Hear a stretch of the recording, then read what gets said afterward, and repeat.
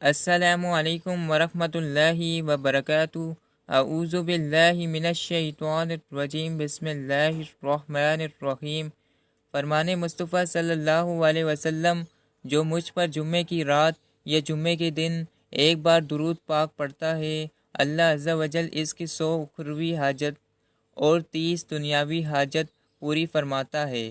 اور میرے پاس ایک فرشتہ بیچتا ہے جو میرے قبر میں داخل ہو کر مجھے اس درود پڑھنے والے کے نام و نسبت خاندان کے متعلق بتاتا ہے، پھر میں اپنے پاس سفید صحیفے میں محفوظ کر لیتا ہوں۔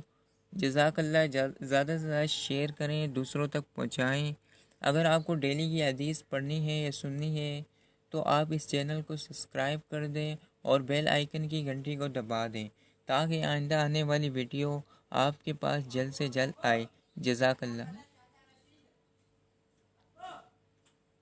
تاکہ آئندہ آنے والی ویڈیو آپ کے پاس جلد سے جلد آئے۔ جزاک اللہ۔